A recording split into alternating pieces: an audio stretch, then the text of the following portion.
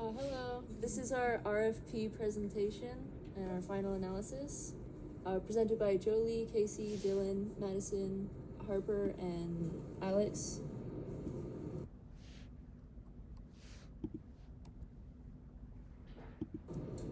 Our project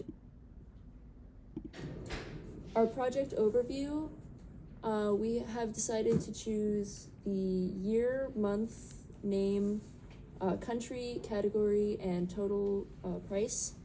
We selected these topics because the data was similar and could be easily compared to one another. In addition, the headings such as the year, name, country, category, they're some of the most important components needed to determine the overarching patterns emerging from the data.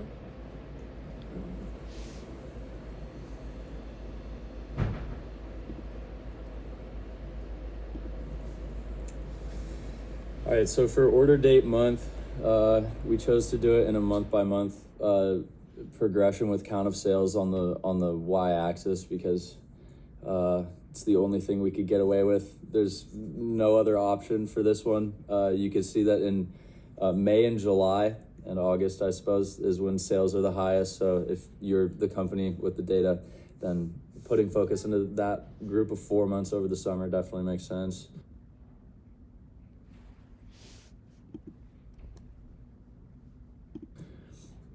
For this one, it's if you're a company that's just starting up and you have almost no business in 2020 and then quite a bit of business in 2021 and 2022, that kind of shows consistent and reliable growth between from 2020 to 2022. So I feel like this visualization represents that pretty well.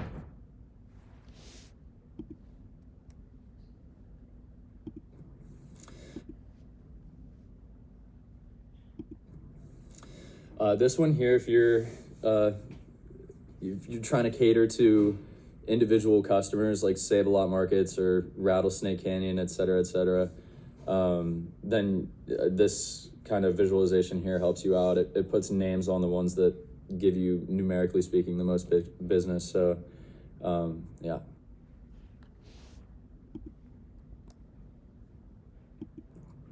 And this guy, there's two ways to look at it. We could look at it by we're wasting our time with Norway and Poland, or we need to tap in with Norway and Poland.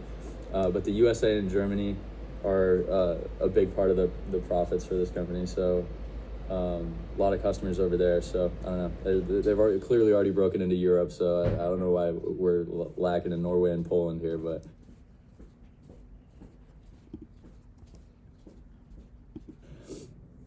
All right, so these are the category orders by country. So it looks like Germany likes dairy products, so I support that. Yeah, so if you're this company and you're gonna go and ship grains to Norway, you're wasting your time, and it's good to know before you do that you're wasting your time. So yeah, there's kind of a little heat map type deal. Again, this is kind of one of the only visualizations that's actually viable for this amount of data. So yeah.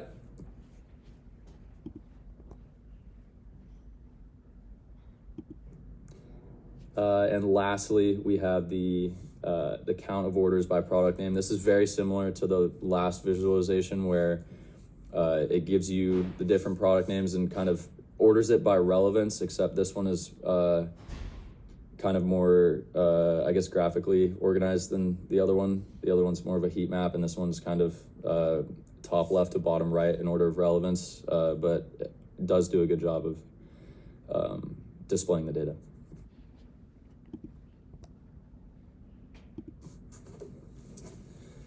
So for the project conclusion, now we know about the years of data, the seasonal changes of purchases per month, the specific customers and their orders, the main countries interested in making purchases, and which categories those products fall into. Specifically, purchases are increasing yearly and are the highest in summer months. Also, most purchases are coming from the United States, and customers are loyal customers to the company. Our next step is to analyze the product, order price, total category, so we can determine if the products being purchased are actually bringing in revenue. In addition, the product order quantity section will allow us to see how much a specific product is being purchased alongside the data from the customer's country and product category. I also suggest that more data be accumulated on future predictors of product preferences by season, country, customer, and price.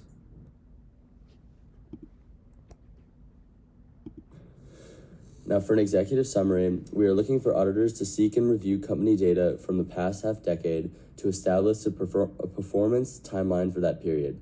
We will use data analytics tools such as Microsoft Excel, Tableau, and potential SQL. We may conduct A and B testing to try and identify any significant trends in the data that could help us identify a way to improve overall profitability and efficiency. Specific project goals are based on present needs in the industry. However, some ideals may include, but are not limited to, streamlined order processing, marketing expansion, customer relations, and cost management. The goal is to analyze these factors throughout the past 5 years. In addition, an analysis will be conducted on Northwind traders in comparison to competitors, and adjustments will be made accordingly.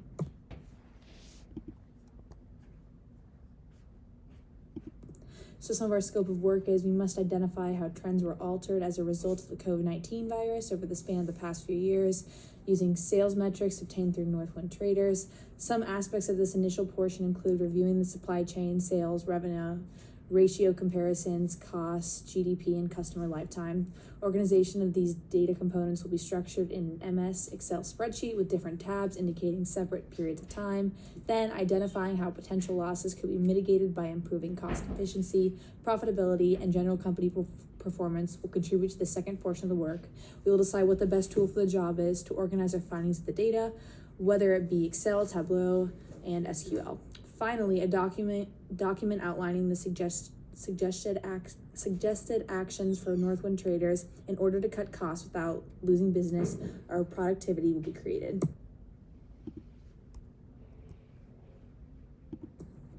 Current roadblocks and barriers to success. Northwind traders need specific strategies to adapt to barriers like economic uncertainty, concerns including the environment and sustainability. Other issues and concerns include changes, uncertainty, and disruptions. They also need a budget for search engine optimization. However, the parent company is Microsoft, so they're able to pour as much money into the process as desired. Other considerations include the budgeting, time, and individual time constraints needed to execute an effective project. Data must also be relevant, valid, and analyzed thoroughly to prevent discrepancies in the work.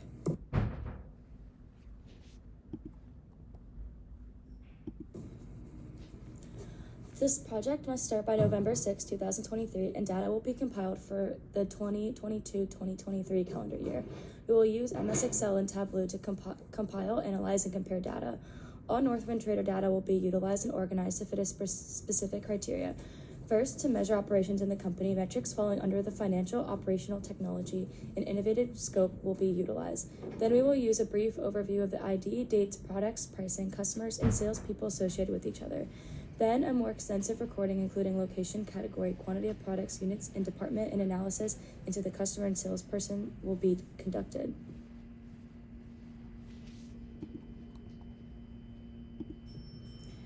We will submit our files in a graph and line chart formats. In addition, a Google Doc or PDF written report with a minimum of 100 words will be included alongside our representations. Additional data, recordings, and files will be attached to a workbook folder comprising information relating to our RFP. In regards to our submission criteria, an analysis will be submitted a week prior to our project deadline outlining overall market performance of our chosen company. Then our RFP will be submitted 5 to 7 days before the final deadline. Finally, the necessary documents should be shared with all team members before we get cracking on our work. Now we can commence cracking.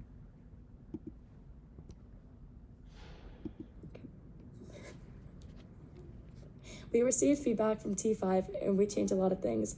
Most importantly, as a team, we created our new visualizations that accurately and clearly describe our data. If anyone looked at our new visualizations, they'd be able to read the data. We also made sure that our paragraphs aligned with our new and improved visualizations.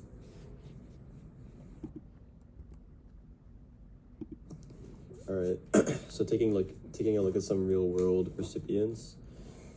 Firstly, students and teachers could most definitely benefit from Northwind traders.